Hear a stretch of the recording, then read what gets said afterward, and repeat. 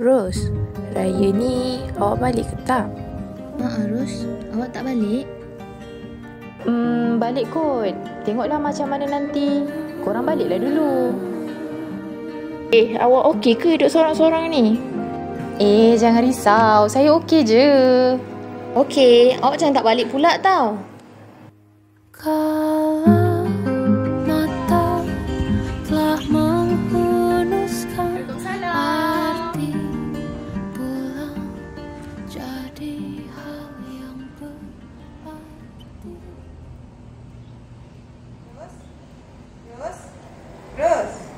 Ros. Ya mak. Apa lagi yang dimenungkan tu? Dah cepat. Letak kuih tu dekat atas meja. Okey mak. Mak, ni Ros ada beli kuih raya untuk mak. Ni kuih favourite mak. Makanlah. Wah, kuih raya. Ingat juga Ros pada mak. Terima kasih Ros. Sama. Mak, boleh ke raya ni? Ros nak beraya rumah kawan. Tapi jauh sikit lah mak. Boleh tak? Yelah, pergilah. Tapi hati-hati, jaga diri elok-elok. Ingat pesan mak ni. Kalau mak dah tak ada nanti, tak ada siapa nak ingatkan kamu. Okey mak.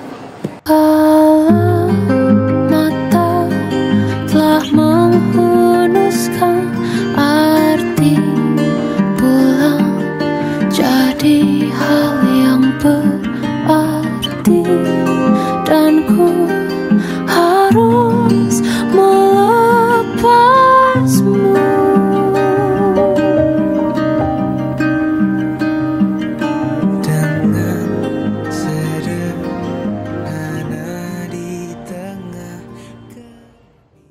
Kalau lama ada raya tahun ni, mesti best kan? Allahu Akbar, Allahu Akbar, Allahu Akbar. La ilaha illallah, Wallahu Akbar.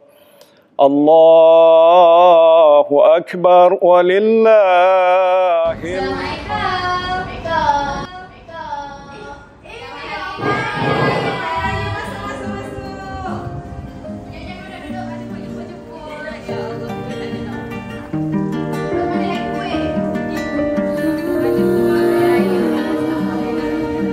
Ros, sebenarnya kita orang datang ni sebab kita orang tahu yang awak raya sorang-sorang.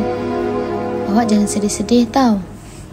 Kala mata telah menghunuskan arti pulang jadi hal yang berarti, dan ku harus melepasmu.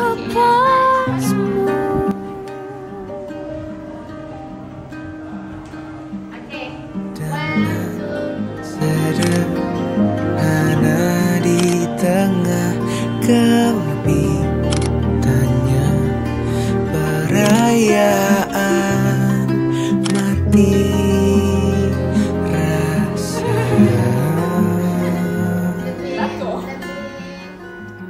Bila waktunya